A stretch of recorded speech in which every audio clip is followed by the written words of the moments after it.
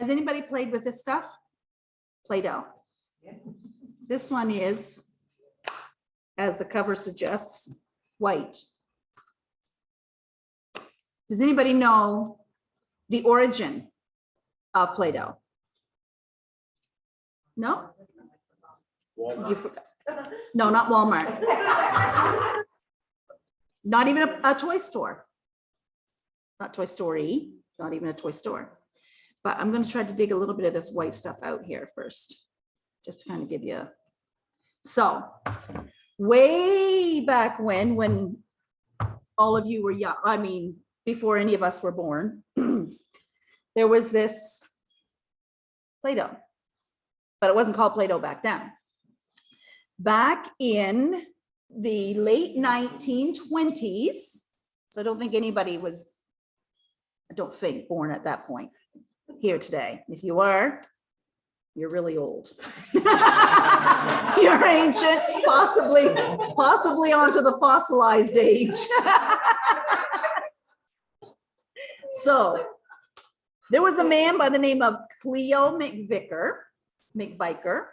He convinced a parent company of Kutol, don't know if I'm saying it right or not, which was a failing Cincinnati soap company, to let him and his brother Noah try and turn their brand around. So then the Kroger, which is a big grocery store down the States, grocery store was looking for a new wallpaper cleaning product. See, back then they had coal burning furnaces, and we know how clean coal is not. So on there, the ladies would wallpaper their houses so beautifully, and that wallpaper that today most of us detest because it's next to impossible to get off, as Sister Linda and Sister Diane have found out with the in there fixing their church up. So it got really, really dirty with all the soot from the coal. So they said, we need something, because back then it wasn't like it is today, where you can take soap and water and just simply wash it off. So Cleo and Noah thought they would be very smart, and they made this kind of like putty, white putty, and the ladies would go and they would rub it on their walls, their wallpaper, and clean it all off nice and clean. And that was the original thought against Play-Doh, or for Play-Doh. So back in, we're coming up in time now to where some of you might possibly be. Poor Cleo passed away in 1949. And then his son and his son-in-law, they decided, we need a change. We need to make an adjustment. We need to reinvent our company. And so now our wallpaper is, technology. It's getting a little bit better. It's not the stuff that they had way back then. It's more like a vinyl wallpaper. Vinyl wallpaper can now be cleaned a little bit easier with soap and water. So there's like, we're going to be losing our money really fast. We need to do something quick, because then they found out that Joseph's sister-in-law had taken a big bucket of this wallpaper cleaner to a nursery that she was at and gave it to them to play with and make Christmas ornaments with, because it was just wonderful for making Christmas ornaments. So then that got them thinking, what can we do? So they took their little plan, their little Play-Doh, and they started adding some beautiful colors, bright yellows, beautiful greens, blues, reds, you name it. They made the colors, and they changed it all up to make Play-Doh as we know it today. And of course, because it became a toy, they don't need the detergents in it. So don't try to take the white stuff and go clean your walls with it, because it won't work anymore, because there's no soap in it anymore. So now all it is you get to play with. And I guess their slogan kind of is fun to play with, not to eat. So don't eat it. So I did not realize that was a look. See, I already did it. I put the yellow cover on the white. I would have been confused. So, as you could see, as I was playing with this, Play-Doh is really fun to play with. I was actually going to give you all a little piece of it to play with while I was speaking this morning, but I don't think I won't. I don't think I will. I mean, I'll let you suffer and you can play with it afterwards if you want to. So yeah, so it just needed a little adjustment. So you look at another thing that might have needed an adjustment. How many has a microwave in their home? Do you know how that kind of started? You may have heard that little story. No? Oh my. Every day's a school day. So I'm not going to read everything that I have here on microwaves, because it's about probably page and a half long. So I'm not going to read it all. But what I will tell you, again, you know, these people, we think we you know, say how much, oh, we've got such great technology today. Yeah, we do. But you know what? It was the people back there that really started all this, because it was back in 1934. See all these really early stages, right? They knew their stuff. Between around 1934, frequencies were lower than what we have today for microwaves today. So between 1937 and 1940, they were making electromagnetic waves for small enough for a wavelength for like microwaves, and the development of radar. And very quickly skipping through, there was a man, Percy Spencer. He was a self-taught engineer from Maine, and he was a world's leading expert in radar tube design. And in 1945, he was working on one of these powered radar sets when he noticed that a chocolate bar that was in his pocket started melting. And other people had noticed this, but had never thought, why is this happening? And do we need to make a change on something in here? So then he was the first one that was intrigued by it, and he exposed popcorn kernels to the radar microwaves, and of course they popped. He tried, as I'm so glad that he tried it first. He tried an egg, a whole egg. It exploded. So he knew then you can't do the eggs in it. It's just like we know today, unless you pop the yolk, and then it'll be okay. It won't explode.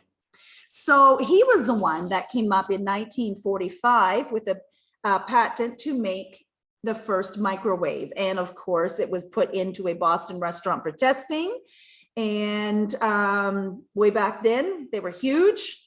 And the cost, today's cost would be around $5,000, but back then it was, back then it was $5,000, which in today's cost, that would equal like $52,000. So it was a very expensive microwave. So aren't we happy that they're no longer $52,000? Now we can get them for, you know, a couple of $100s at Walmart. So that's kind of nice too. So all it takes is a little bit of change, a different way of seeing things, a different way of doing things. And this morning, I'm just going to talk for a few minutes on one adjustment away from a potentially big change. Just one adjustment away. That's all it takes. It only took one adjustment to change this from something that was meant for a working cleaning thing to a child's toy. And it is very, very, very popular. Like, they keep coming out with new things to make it even more popular. And I have a bag here with toys. This came with my package that I bought at a secondhand store here in Sackville. So yeah, so just a little change sometimes. Sometimes it's a big change. Sometimes it's a little change. Sometimes it's a few changes, but we need to be willing to make those changes. And, you know, we know that probably every January 1st, you know, from Christmas to New Year's, we're thinking of all these changes we want to make. We want to lose weight. We want to join the gym. We want to start exercising every day. We want to grow tall. Well, we can't really grow tall unless we wear high heel shoes, or, you know, I don't know what the men do. Maybe wear those sneakers with the 3-inch heels, or you know, the soles, 3-inch soles to make them a little taller. But we usually find that within a few months, we've kind of forgotten the gym. We've forgotten the healthy eating. We've forgotten all these things, how difficult it is, you know, because it's a life change. It's a big adjustment for a potentially bigger change, but it is hard. It's very hard. I know that. And I totally get that. Sometimes, you know, it's something within inside of ourselves. Maybe it's our attitude. Maybe it's our way of thinking that we want to change. But in reality, lasting change a lot of times is very difficult for us to accomplish, but it is not impossible. We can, as was led this morning, we can lean on Jesus. Yes. We can lean on his everlasting, unchanging, faithful arms and know that he's always ready to help us to make those changes that we need. We need to watch where we are walking. If we want to make a change, we want to watch where we're walking. Ephesians chapter 5, verse 15 tells us, see that you walk circumspectly, not as fools, but as wise. Circumspectly, that's a big word. That's a word that we don't really use a lot today. Basically, it's saying don't meander. Don't just drift around. Don't just walk aimlessly through life. Have a purpose. Have a goal. When we look at how babies walk, they do not walk circumspectly. They don't walk with a purpose. Well, sometimes they walk with a purpose. If they see a toy, they're going to walk with purpose or try very hard to walk with purpose to get that toy. But a lot of times they fall down, but they get back up. And you know what? We as adults, sometimes we're going to fall when we make changes. How many times have, again, on the weight bandwagon, tried to lose the weight, we fall off the bandwagon and we get back up and climb back on the board and say, I'm going to do it. I'm going to do it. I got to do it. I'm going to do it. Until tomorrow. I'll start tomorrow. But no, we need to get back up. Those changes are difficult sometimes to make, but we can make them with the help of God. We can make them just living life day by day, one day at a time. Don't worry about tomorrow. Don't worry about next week when you're trying to lose weight and you know that there's a big office party coming up next week, and then the 2 weeks later there's somebody else's birthday party and you know they're going to bring in another birthday cake. That's okay. Don't worry about that. Take today. I need to make all these changes. I need to become a better person. I need to do this. I need to do that. I need to go here. I need to do this. No, stop and breathe and realize that God will help you today. As Warren already said this morning, today, not tomorrow. He is a God of tomorrow, but that's in the palm of his hands. That's in the palm of his hands. He knows tomorrow. We don't need to worry about that. Work today on a change that you can make in your life for today.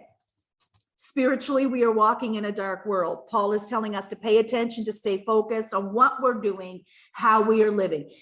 How many of us have gotten up sometimes in the middle of the night, it's pitch black, and you're going to go straight to the bathroom, but somehow every piece of furniture has been moved in the middle of the night. You don't know how, but your little baby toe feels every single piece of furniture, and everybody else is awake in the household because of it, right?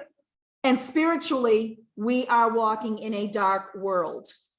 Things are going to come up against us, but that's life. That's okay. That's the way we draw closer to God.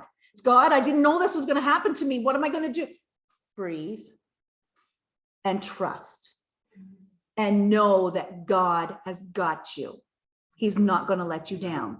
He's brought you this far. He's not going to leave you now. It's like that song. He didn't teach us to swim to watch us drown. He didn't bring us this far just to let us down. He's not going to. Trust in him. How do we walk as children of God? Proverbs chapter 14, verse 15 tells us, the simple believe anything, but the prudent give thought to their steps. You want to be wise? Think, where am I going? What's my goal? What do I need to do to reach that goal? I want a relationship with God. How do I reach that relationship? How do I get into that relationship? Think of it. Make a plan. When you fall, because we're all human, it's okay. Don't despair. God's still there. He's just still going to lead you. He'll draw you ever closer all the time, always closer. We need to have that direction in our lives. Jeremiah chapter 10, verse 23 says, it is not in man who walks to direct his own steps. It's not our natural way to know, okay, this is my goal, this is where I'm going, and this is what I'm doing, and never to be distracted. That's, you know, like they say, ADHD or ADD. You're walking squirrel, you're walking this way, beaver, you're walking that way, food, you know, you don't know what you're going to find, what you're going to be distracted by, right? Work, accidents at work, accidents at camp, things that we're not expecting, but God is still there. Amen.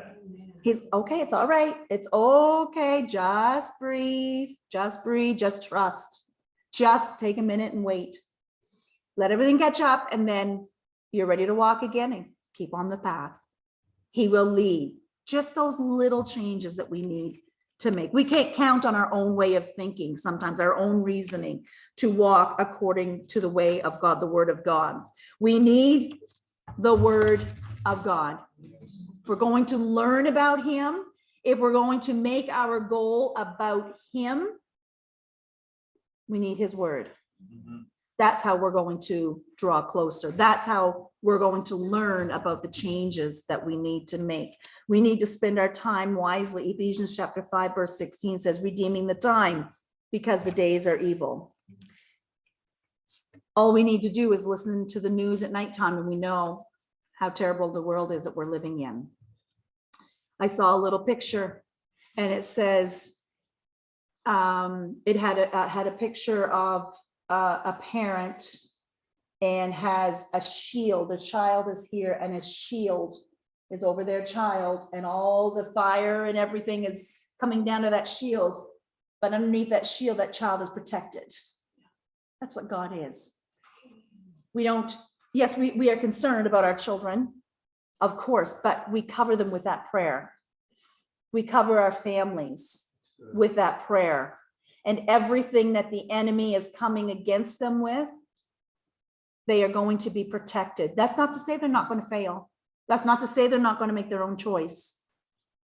We all have to make our own choice, but we can cover them with prayer. And that's what our job is too, to cover with prayer, to protect, keep them safe. We look at the butterfly. We look at how it starts out as a little caterpillar, just wiggly wobbling away on all his little legs and all his little feet. And he's going all along, eating all those green leaves. And then all of a sudden he goes underneath one of those leaves and starts building a little cocoon. I'm sure that if he were able to have the sense to think about what he was doing, I don't think he would build that little cocoon for him to get inside of. Not very many people like being all too claustrophobic. Don't get too close. You're too close. Just give me my personal space. I think if I were to build a cocoon, it'd have to be a nice big one. Give me lots of room. Don't think I'd want a little tiny cocoon that's squishing me into seemingly nothingness where it's all dark and I can't see what's going on. But one day, that little caterpillar starts poking and poking. And all of a sudden you realize, hey, I'm not a caterpillar anymore. I can fly. And that's those changes. We're down here, but as God changes us, we're flying. We're seeing all the different things from a different perspective because God is helping us with those changes. We're flying above those issues. That's not to say, again, that we'll never have problems, we'll never have issues, we'll never have situations, circumstances, but we can see them from a different perspective, a different view, because we've gone through those situations in our lives that have changed us and made us stronger in God. We need though to desire that change. Let's look at Bartimaeus for a quick minute. I'm almost done. Bartimaeus, he wanted to see. Just think of it. We see not today, but we see the beautiful sunrises. Yes, we see the rain. We see the fog. We were out driving yesterday and the fog was unreal. We saw one of the high rises, and up at the top, all you could see was fog, and you could just barely see the top of those buildings. But we see it. We see the beauty here. We see the beauty of one another. But Bartimaeus couldn't see that. Couldn't see any of that. Mark chapter 10, verse 51. I want to see. What did you want? What do you want, Bartimaeus? Well, Jesus knew could see that he was blind. He couldn't see. He had the beggar's clothing on. He had all that. Jesus knew what it was. He wanted to hear him. What do you need? What do you want? I want to see. I want to see. Spiritual blindness, just as bad, maybe even worse. Because sometimes with spiritual blindness, we don't know. We don't know what we can't see.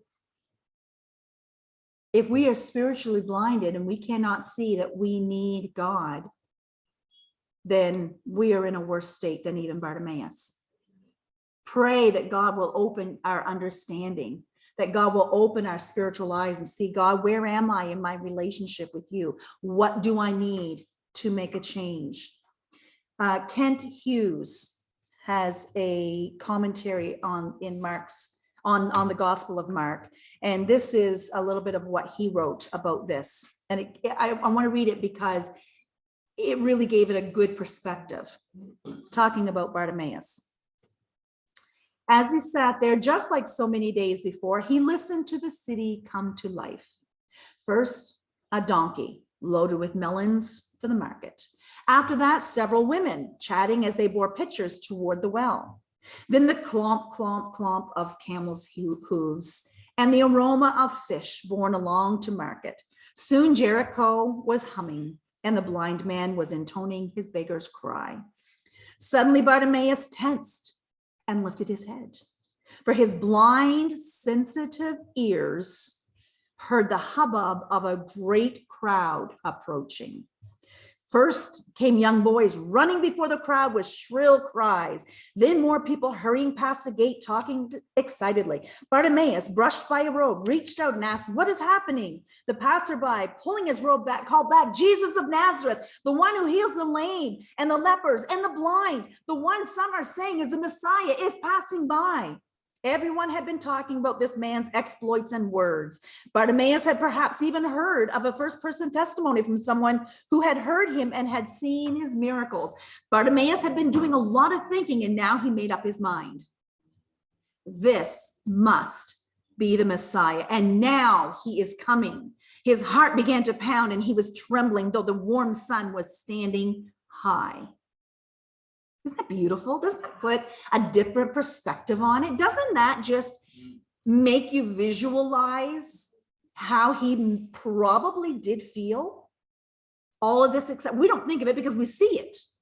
We're not tuned to hearing the vehicles as they're driving by. We're used to it. Tune it out. Not Bartimaeus, because he couldn't see it. He could only hear. So everything was so much more sensitive. And he felt the excitement. And had Bartimaeus not desired the change, had he not called out to Jesus, would his life have been changed? Probably not. Most likely not. He didn't wait. He did not procrastinate. He immediately started calling out to Jesus. The time for change is right now. 2 Corinthians chapter 6, verse 2. Behold, now is the accepted time. Behold, now is the day of salvation. Not tomorrow, not next week, not next year. Now. Yes.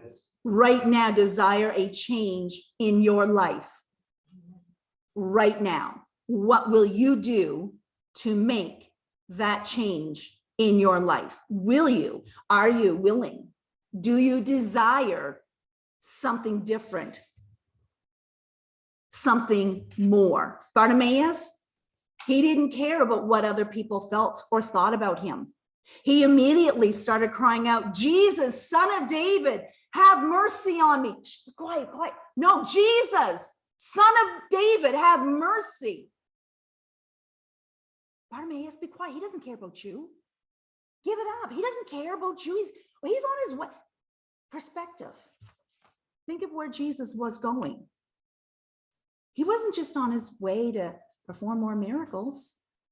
He had the weight of the world on his shoulders. He was on his way to where he knew he was going to be crucified. He wasn't on a way to a party. He wasn't on a way to a celebration. He wasn't on his way to visit friends. He was on his way to give his life for you and I.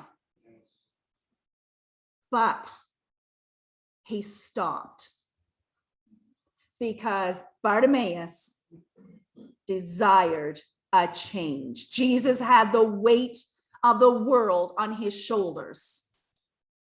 He had his impending death on his mind. He had the pain of Calvary, of the nails, of the beating, of the mocking, of his suffocation, of being hung on a cross on his death, on his mind. But he stopped because a man desired to change. He stopped because somebody said, Jesus, have mercy on me. And Jesus stopped because he desired a change. Can you even imagine how Bartimaeus must have felt when Jesus touched him and he could see all of those things that all of his life, all he'd ever done was heard. Now he could see the brilliant green. He could see the beautiful, bright yellow sun that all he could ever feel before was the sun, feel the heat of the sun. He could never see it. But suddenly he could see it. Suddenly he could see the brown earth, the trees, the trunks of the trees. He could see the blue sky. He could see all those little boys and girls as they were running past. It wasn't just sounds anymore, because he desired a change. And he was changed. If we truly desire to change our lives, we won't worry about what other people will think about us. Because Jesus, I need you. Have mercy on me. Change my life. Change my life. One more thing in here if I can find it. Good thing this pulpit is up here. This is a tiny one because it's no longer in the sun. How many know what this is? Spread it out a little bit. It's just a weed.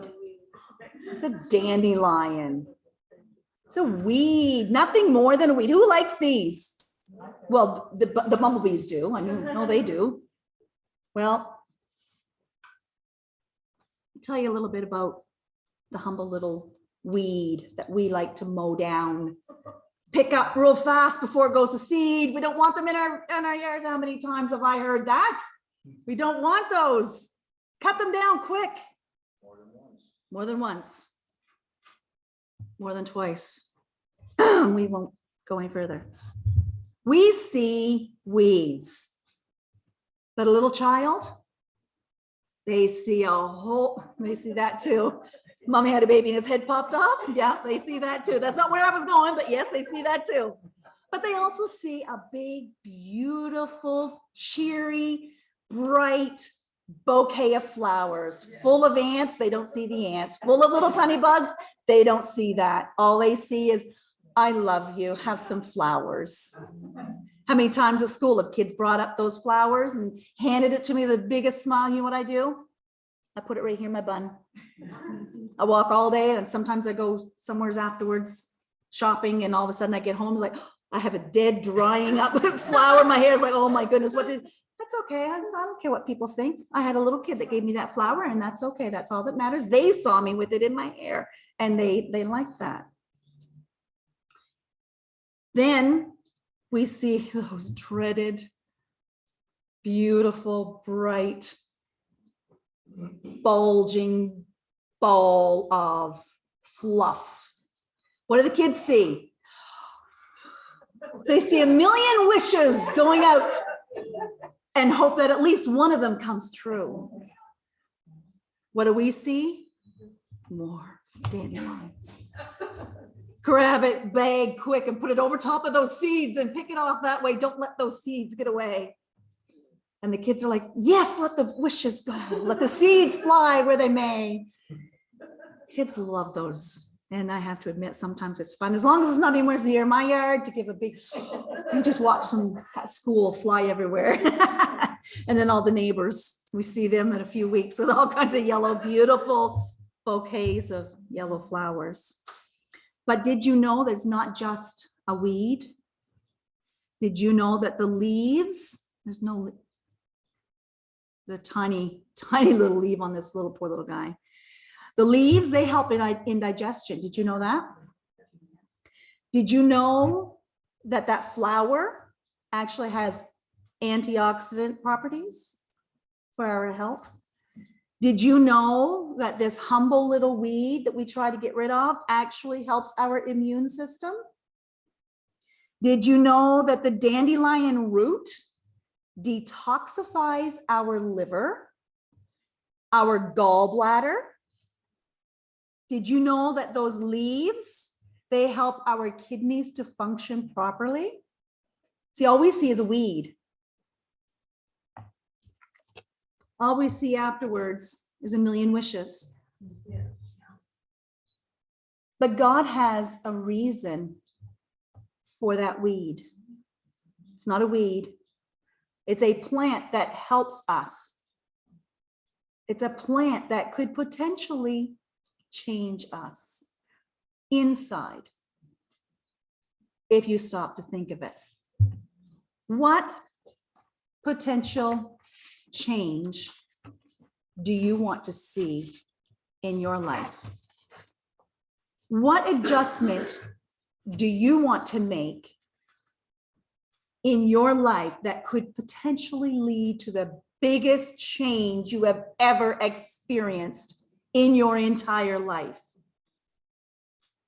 Could it be that God is drawing you closer to Him to change your life for the better, to draw you closer into a closer relationship with Him?